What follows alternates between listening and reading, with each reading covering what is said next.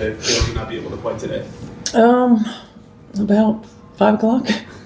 Did she say that there was pain? How did that all kind of come to pass? Just woke up with some stiffness and some soreness, and we like to see, again, like I always say, like, how do you respond after a workout? Is it for us, it's not the time to take a chance. We just really want to be cautious. You know if there's any.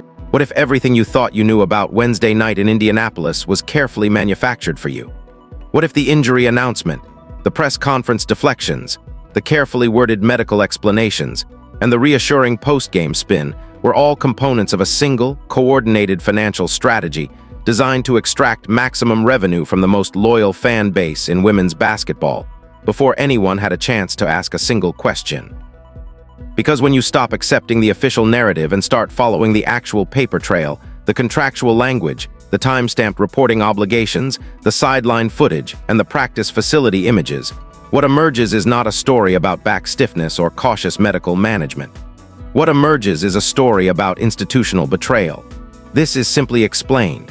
Today we are going to dismantle this thing completely.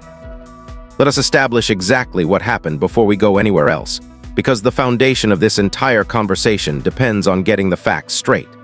On Wednesday evening in Indianapolis, thousands of fans filed into Gainbridge Fieldhouse for a highly anticipated home matchup between the Indiana Fever and the brand new Portland Fire expansion franchise.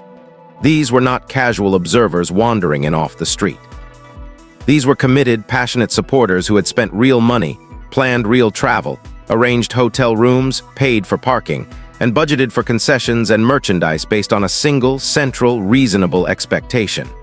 They expected to watch Caitlyn Clark play basketball. That expectation was not irrational or entitled. It was grounded in the Fever's own marketing infrastructure, their ticket pricing model, their promotional campaigns, and the broader commercial identity of the franchise, which is built almost entirely around Clark's presence on the floor.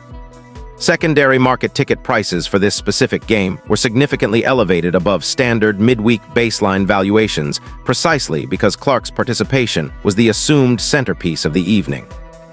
And then approximately 1 hour before tip-off, after the parking lots had filled, after the concession lines had formed, after thousands of jerseys bearing Clark's name had been purchased from the official merchandise stores, the public address system delivered the announcement that she would not be playing due to back stiffness. 1 hour before tip-off. Not the previous afternoon, not that morning, not even 2 hours before the game when some fans might theoretically have had time to reconsider their plans. 1 hour before tip-off, after every single revenue transaction had already been completed and every refund window had permanently closed. Now let me ask you something directly. Does that timeline feel like a medical decision to you, or does it feel like a financial one? Here is where this story transforms from frustrating to genuinely scandalous, because we are not operating in the realm of opinion or interpretation here. We are operating in the realm of contractual language.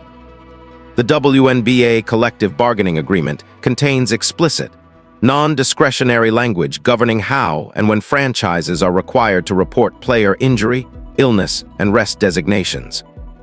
According to documentation compiled and analyzed by independent basketball research accounts, including the widely referenced work of the account known as Fantasy Doctor, teams are contractually obligated to submit their complete injury and availability designations to the league office by 5 o'clock in the afternoon on the day preceding any scheduled game.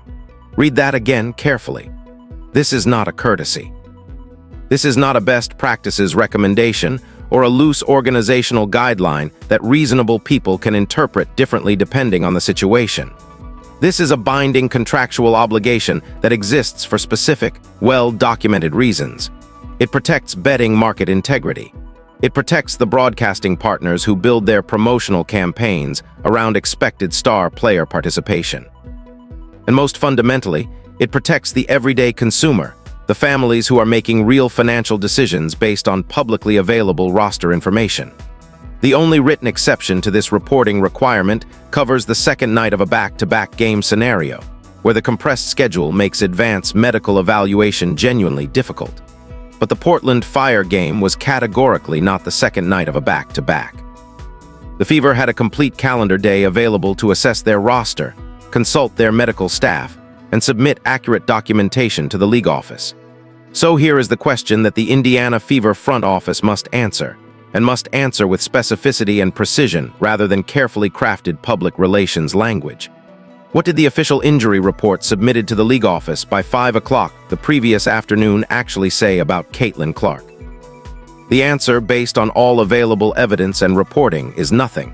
Clark did not appear on the mandatory pregame documentation in any capacity. No designation, no participation limitation, no medical classification of any kind. And that omission is not a minor administrative oversight. It is the central evidence point of this entire institutional crisis. I want you to think through the economic logic here, because when you run the numbers, the deliberate nature of this reporting failure becomes impossible to dismiss. If the Indiana Fever front office had submitted an honest, compliant injury report the previous afternoon designating Clark as questionable or doubtful for Wednesday's game, what happens to their revenue environment? The secondary ticket market deflates immediately and dramatically. Fans holding high-priced resale tickets begin offloading inventory the moment the news breaks, cratering market values across the board. Season ticket holders who might have attended start reconsidering whether the trip is worth it. Casual fans who were planning to purchase walk-up tickets pause and reconsider. The sold-out midweek crowd that the franchise needed to justify their premium pricing model simply does not materialize at the same volume. Now compare that scenario to what actually happened. By withholding Clark's status until 60 minutes before tip-off, the franchise ensured that every parking spot was paid for, every concession dollar was spent, every merchandise transaction was completed, and every ticket was scanned at the gate before a single fan had any opportunity to reconsider their financial commitment. The math inside the Fever front office boardroom was apparently straightforward. Whatever league fine results from violating the mandatory reporting timeline represents a fixed, manageable cost. The revenue captured from a sold-out arena under false pretenses represents a significantly larger number. When those two figures are placed side by side, the calculation makes a certain kind of cold, cynical financial sense. That is not a basketball operations decision. That is not a medical staff recommendation. That is an executive-level revenue extraction strategy, and it was executed with surgical precision at the direct expense of the fan community that has elevated this franchise from regional curiosity to national phenomenon over the past 2 years. If the reporting violation were the only issue here, this would be a significant but manageable compliance story. Pay the fine, implement better internal communication protocols, move forward. But the reporting violation is not the only issue here, not even close. The game immediately preceding the Portland matchup produced sideline footage that has circulated extensively across basketball social media and demands direct, honest engagement rather than polished deflection. The footage shows head coach Stephanie White and assistant coach Brian January engaged in an extraordinarily intense interaction with Caitlyn Clark during a timeout. This is not a matter of subjective interpretation or reading too much into normal sideline communication. What the broadcast cameras captured was a visible, physical, emotionally charged exchange in which Clark's body language communicated unmistakable frustration, disengagement, and pushback directed squarely at her coaching staff. In the professional sports environment, sideline interactions between players and coaches carry inherent tension. Competitive environments produce emotional moments. No reasonable person expects a WNBA game to unfold with the serene calm of a corporate board meeting. But what was captured in that footage went beyond the normal spectrum of competitive intensity. It reflected a structural breakdown in the working relationship between a generational talent and the institutional authority, figures responsible for managing her development and competitive environment. The body language was not momentary frustration that dissipated when the timeout ended. It communicated something deeper and more persistent. In an organizationally healthy franchise, that kind of visible fracture triggers an immediate internal response. Leadership sits down with all parties. Philosophical differences are aired in a controlled environment. Structural adjustments are made. The priority becomes institutional cohesion and preserving the trust relationship with your most valuable asset. What happened inside the Fever facility in the days following that sideline moment appears to tell a very different story. Photographic documentation captured from inside the Fever's closed practice facility during the period between that sideline incident and the Portland game has circulated across basketball media circles, and the visual narrative these images construct is striking in its specificity.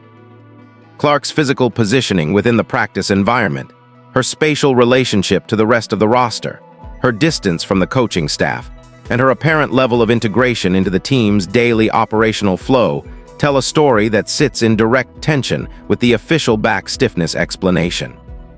When a professional basketball player is genuinely managing a physical ailment, whether it is lower back tightness, general muscle fatigue, or soft tissue soreness, the standard protocol places them at the center of the team's daily environment rather than at the margins. They are receiving hands-on treatment from the athletic training staff. They are actively engaged in the mental and tactical components of practice preparation. They are on the baseline communicating with teammates. They are involved. What the available practice documentation appears to show is an athlete operating in a fundamentally different structural relationship to her team during that period. Not integrated and receiving care. Isolated. Positioned at the periphery of the operational environment in a way that looks less like medical management and more like institutional separation.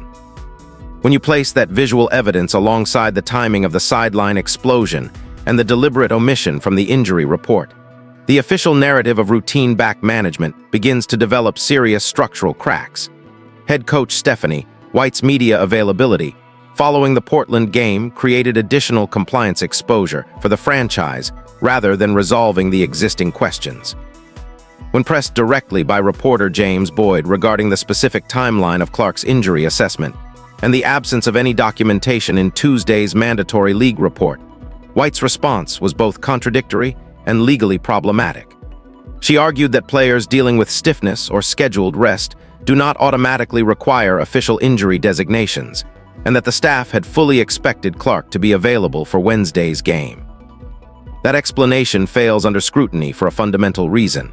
If Clark was experiencing back stiffness severe enough to prevent her participation in practice less than 24 hours before tip-off, the professional standard of care and the contractual reporting obligation converge at exactly the same point. A player in that physical condition, managed by a coaching and training staff operating in good faith, appears on the injury report.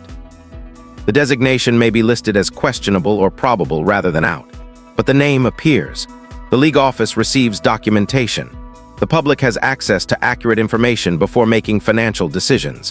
What White's explanation actually described, whether intentionally or not, was an organizational environment in which the decision to keep Clark off the injury report was made with full awareness that she was a genuine availability risk. That is not an honest compliance posture. That is a deliberate information management strategy. The WNBA's reporting framework is not limited to the formal spreadsheet submitted to the league at 5 o'clock. It extends to the public communication posture of all team personnel regarding player availability.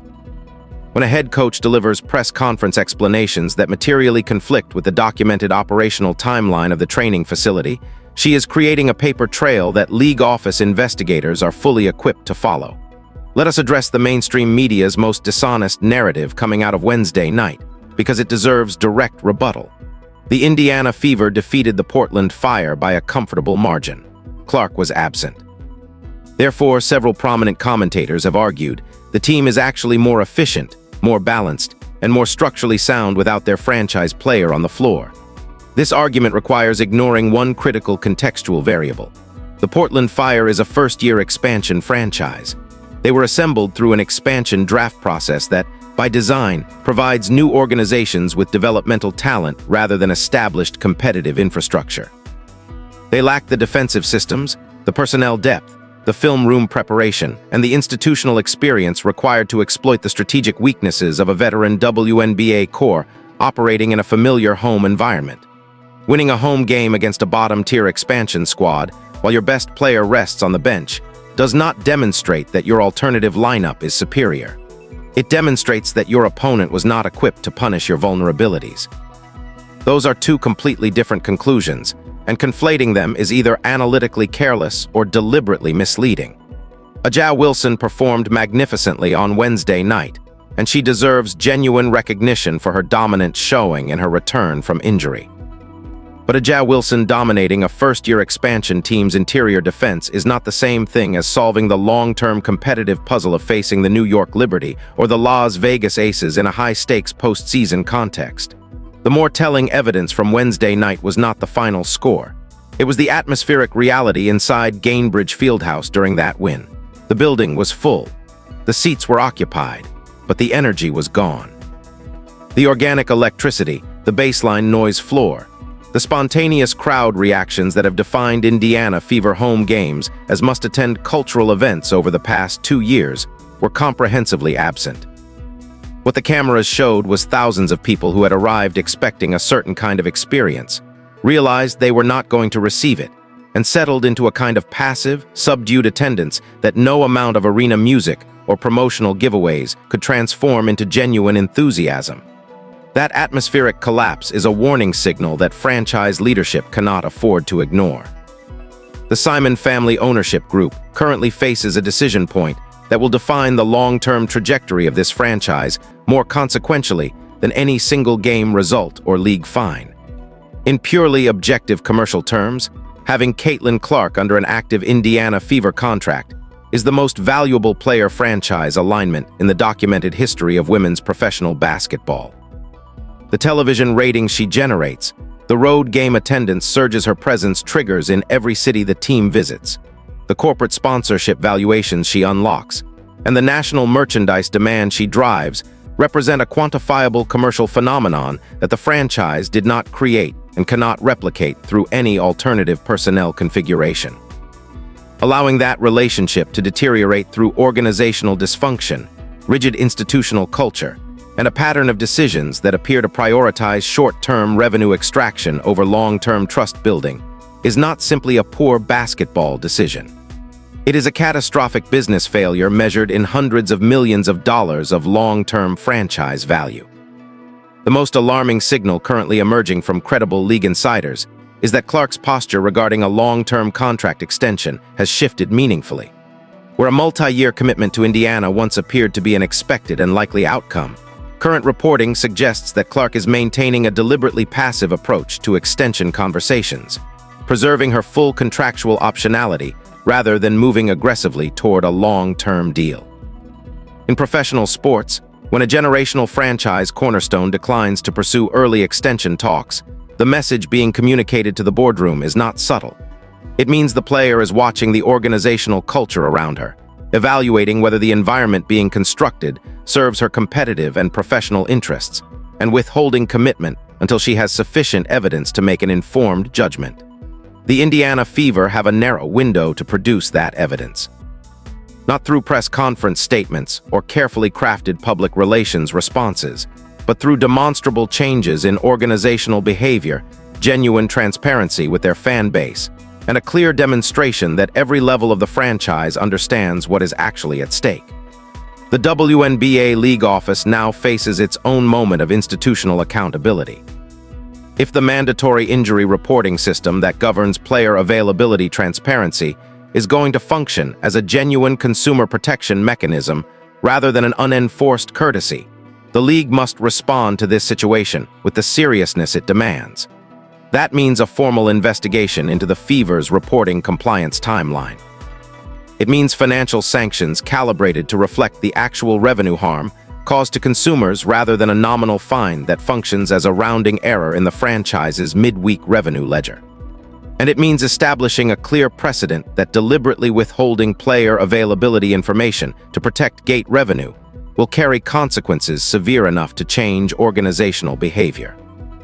Anything less than that response effectively communicates to every franchise in the league that the reporting rules are optional when the financial calculation favors non-compliance. For the Indiana Fever specifically, rebuilding the trust relationship with their fan community requires something that no fine, no press conference, and no post-game marketing campaign can manufacture. It requires the experience of attending a Fever game and trusting completely that the organization has been honest about what you are going to see. That trust, once damaged, heals slowly and only through consistent, transparent behavior over time. Here is where we land after following every thread of this story to its documented endpoint.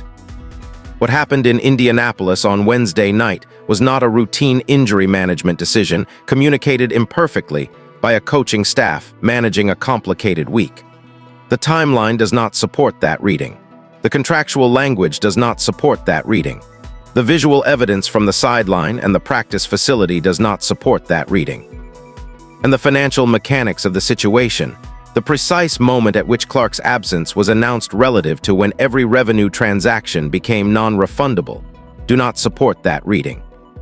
What the available evidence supports is a picture of an organization that made a calculated institutional choice to prioritize a single evening's gate revenue over its contractual obligations to the league, its transparency obligations to its fan base, and its long-term relationship with the most valuable player in the history of women's professional basketball.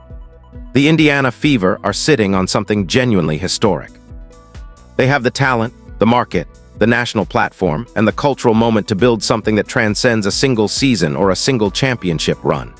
But none of that potential means anything if the organization's leadership cannot demonstrate that it understands the difference between extracting short-term value from their fan community and actually earning the sustained, generational loyalty that transforms a franchise into an institution. The clock is running. The window is closing.